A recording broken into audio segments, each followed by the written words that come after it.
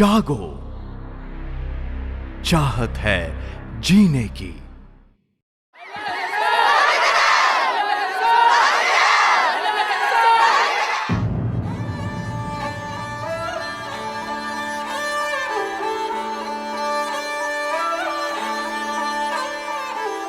हमारा देश भारत और भारत के विभिन्न राज्यों में सबसे विशाल क्षेत्रफल 3,42,000 स्क्वायर किलोमीटर में फैला है राज्य राजस्थान।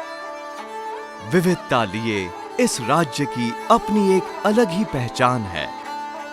एक तरफ दूर तक फैला रेगिस्तान क्षेत्रफल के 60% हिस्से पर अपना कब्जा जमाए है, तो दूसरी तरफ क्षेत्रफल का 30% हिस्सा अरावली की पहाड़ियों के आंचल में है और समतल एवं उपजाऊ जमीन है मात्र 10%।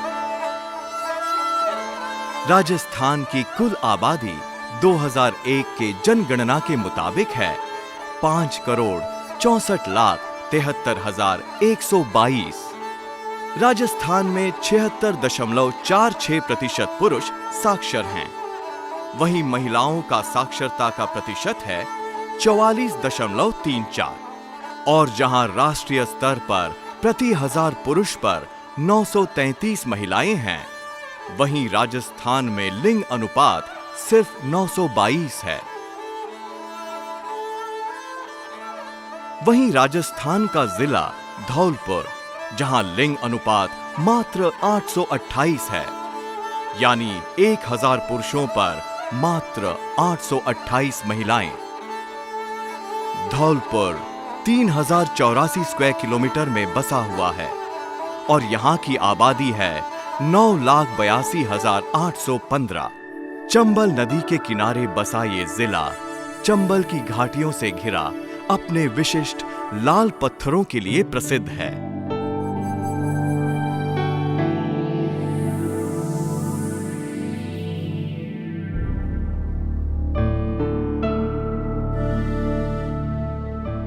धौलपुर की पथरीली जमीन के सीने पर खेती-बाड़ी कम ही हो पाती है, फिर भी यहाँ गेहूं और सरसों की खेती मुख्यतः की जाती है। यहाँ रोजी रोटी कमाने का मुख्य जरिया है कृषि संबंधित कार्य और खदानों में मजदूरी।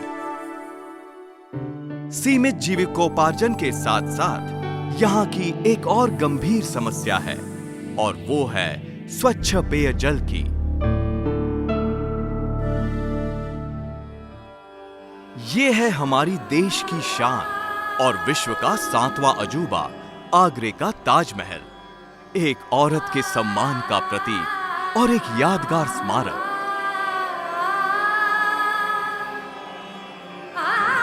जिसे देखने देश विदेश से लाखों पर्यटक हर वर्ष आते रहते हैं।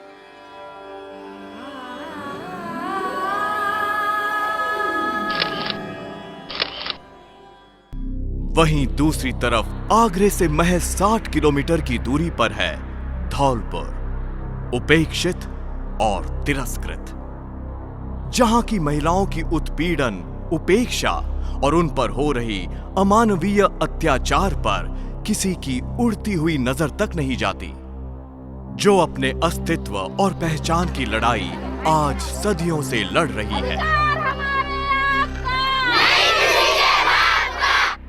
जिला धौलपुर में महिलाओं से संबंधित अपराधों की अगर तुलनात्मक अध्ययन करें पिछले 3 साल का 2005, 2006, 2007 नवंबर तक, तो रिकॉर्ड के अनुसार बलात्कार,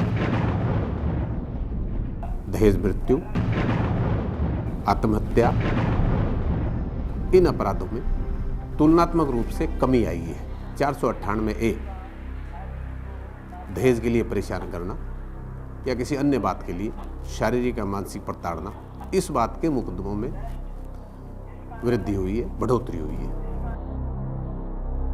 सदियों से ही यहाँ की महिलाओं की सामाजिक और आर्थिक स्थिति बड़ी दयनीय रही है, यंत्रणाओं और ताड़नाओं से ग्रसित। यहाँ का इतिहास गवाह है कि सामंतवादी और रूढ़िवादी मानसिकता और व्यवस्था के चलते यहाँ की औरतों के साथ गुलामों जैसा ही बर्ताव होता रहा है। पुरुष प्रधान सोच और मानसिकता की शिकार होती रही हैं यहाँ की महिलाएं। स्त्री सिर्फ उपभोग की चीज समझी जाती रही है, भोग विलास का साधन और बच्चे जनने की मशीन।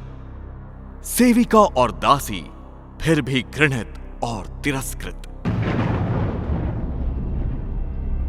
पुरुष के अहंकार के अत्याचार की बलि चढ़ती रही है यहां की नारी। कारण है यहां की कुरीतियां। भारी दहेज के बिना बेटी का ब्याह न हो पाना, ब्याह कर लाई गई पत्नी का उसके पिता के संपत्ति से कोई हिस्सा न मिलना, और इसलिए मायके में बेटी को बोझ समझा जाने लगा तो ससुराल में अवहेलना की वस्तु। बेटी का पैदा होना एक अभिशाप मान लिया गया, एक उत्पीड़न और कुढ़न का गले से न उतरने वाला निवाला। इसलिए बेटियों की अवहेलना की जाती रही। लालन पालन, खान पान, रहन सहन, स्वास्थ्य, शिक्षा, हर सुख सुविधा और साधन से वंचित रखा गया।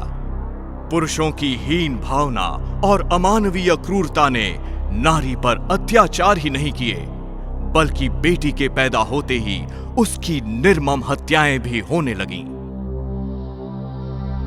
चिकित्सा प्रणाली के आधुनिक टेक्नोलॉजी में गर्भ परीक्षण यंत्रों का निर्माण होने लगा तो भ्रूण परीक्षा की आड़ में गर्भ में पनपने वाली कन्या का अंदेशा होते ही उसे गर्भ में ही कुचला जाने लगा। मां के गर्भ में ही बेटियों की हत्या होने लगी। पुरुष प्रधान समाज के दबाव और पारिवारिक चलन में पीसती गर्भवती माएं चाहकर भी इस अत्याचार का विरोध नहीं कर सकी। भारी बन से अपनी ममता का गला घोंट लेना एक मां ने इसलिए भी स्वीकार कर लिया कि जो जुल्म उन्हें नारी के रूप में जन्म लेकर भुगतनी पड़ रही है, कम से कम उनके गर्भ से जन्म लेने वाली बेटियां नर्क की इस आग में जलने से बच जाएं। पता पड़ जाता है ऐसे जांच कराने में, लड़की है तो उसकी सफाई करा देती हैं। लड़कों को तो अधिक सम्मान देते हैं ऐसे गांव में और लड़कियों को कम देते हैं। कन्या को कई तरीका से मार देते थे। एक तो वैसे ही के जन्म देते ही, और उसको कोई किसी को तम्बाकू रख के मार देते उसके मुंह में, के एक को कैसे गला दबा के मार देते, और 100 से पहले जन्म देते ही निकलवा देते, पहले ही सफाई करवा देते उसकी।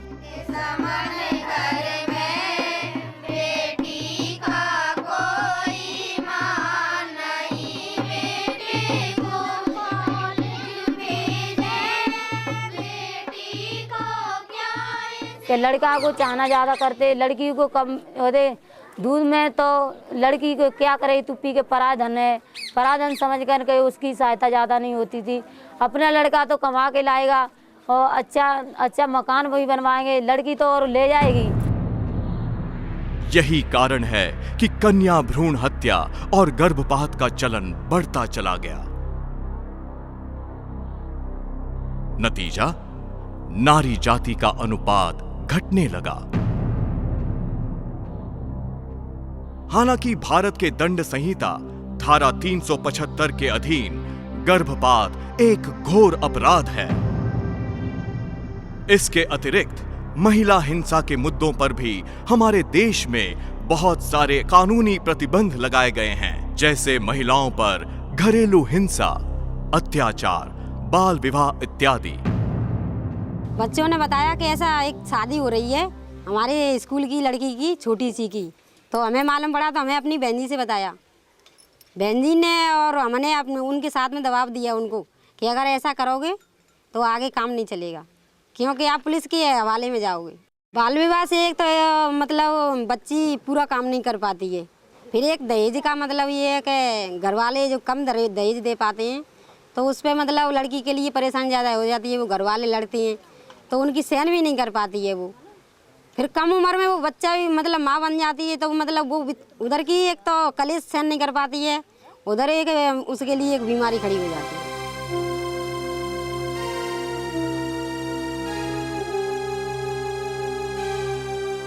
बचपन में मेरी शादी करने से मेरा बहुत नुकसान हुआ।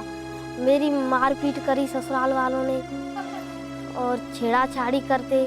छोटी उम्र में विवाह होने से मायके कुशल नहीं रह पाती हैं, खेल कूद नहीं कर पाती हैं, आगे नहीं बढ़ सकती हैं, वे वहीं की वहीं रह जाती हैं और दब जाती हैं। पढ़ाई करने से मैं आगे अपना जीवन बना सकती हूँ, अपने पैरों पर खड़ी होकर के अपने भोजन लायक किसी के आश्रित नहीं रह सकती। मुरैना और धौलपुर ज़िले दोनों ही चंबल घाटी से छूते हुए हैं।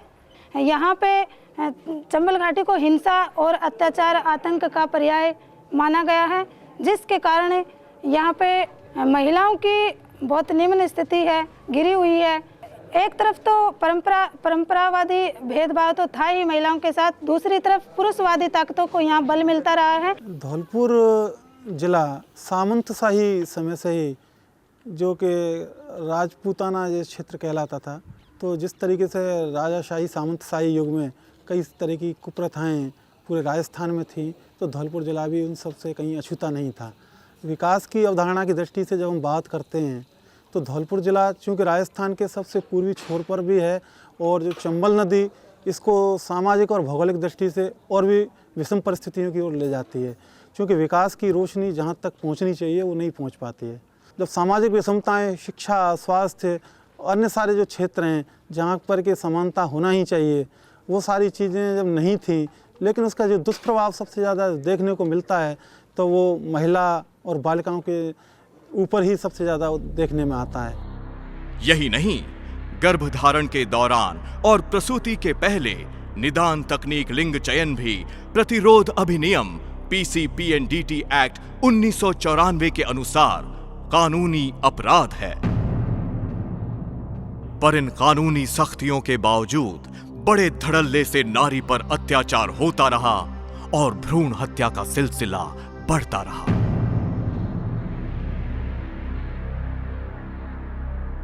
पीसी-पीएनडीटी एक्ट है, इनको लागू करने से कुछ नहीं हो सकता जब तक कि हम अपनी मानसिकता में परिवर्तन नहीं लाएं। ये सिर्फ राजस्थान के धौलपुर में ही नहीं बल्कि देश के कई अन्य राज्यों में भी पनपता रहा, जिसके कारण स्त्री लिंग के अनुपात में भारी गिरावट आई।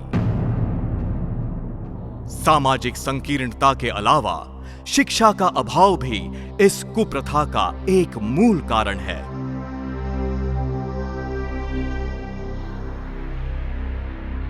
लिंग परीक्षण और भ्रूण हत्या की ये विषम समस्या आज एक सुलगती चुनौती बनकर हमारे सामाजिक दायित्व को झकझोर रही है।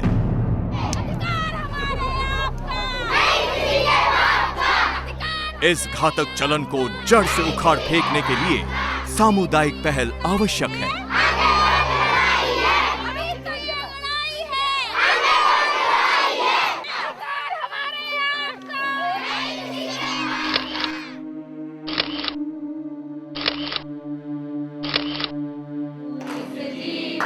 स्वयंसेवी संस्था प्रयत्न और इसकी सहयोगी संस्थाओं ने इस मर्म को बड़ी गहराई से समझा और इस समस्या को दूर करने का बीड़ा जब उठाया तो उन्हें अच्छी तरह मालूम था कि ये एक संवेदनशील और कठिन मुद्दा है।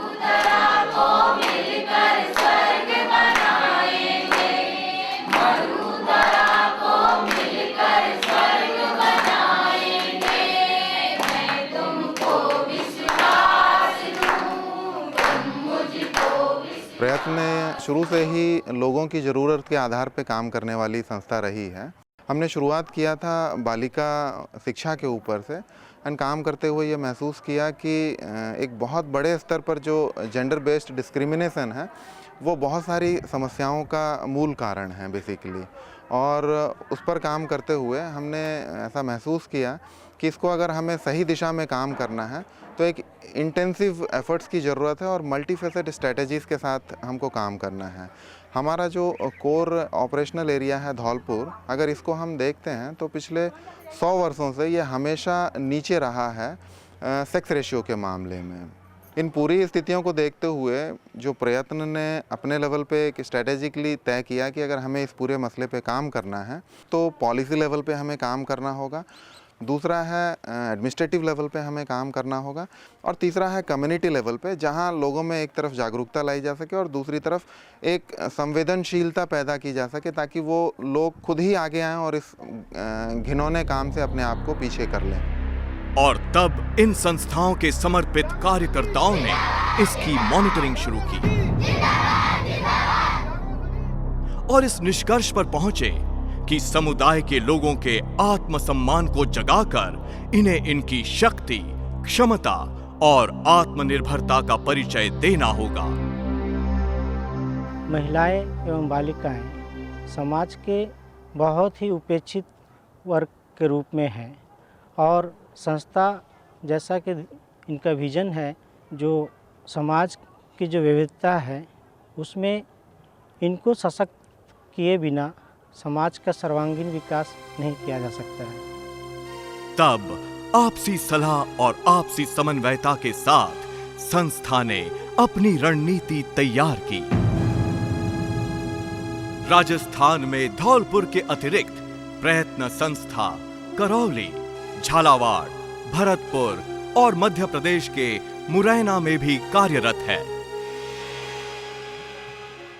प्रयत्न और सहयोगी संस्थाओं द्वारा क्रियान्वित चाहत है जीने की कार्यक्रम का उद्देश्य महिलाओं के खिलाफ किए जा रहे विभिन्न प्रकार की हिंसा को पहचानना और उसके प्रति सामुदायिक संवेदनशीलता को फैलाना है।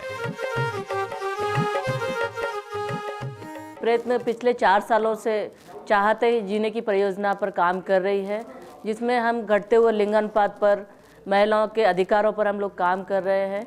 इनमें कई मुद्दों को महिलाओं के मुद्दों को हमने उठाया है, उन पर उनके अधिकारों के लिए बात किया है, जिसमें कि घरेलू हिंसा है, महिला के स्वास्थ्य संबंधी अधिकार है, लिंग संबंधी के उनके लिंग जांच ना कराए, इन संबंधी अधिकारों पर भी हमने पिछले कई 4 सालों से प्रयत्न संस्था इन मुद्दों पर काम कर रही है।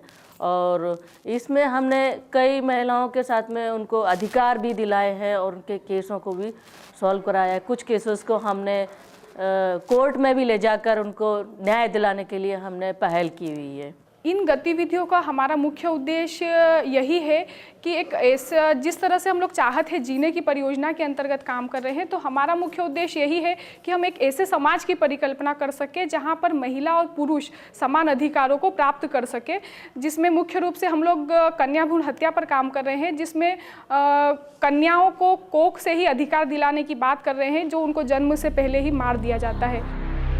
इस पहल से समुदाय आधार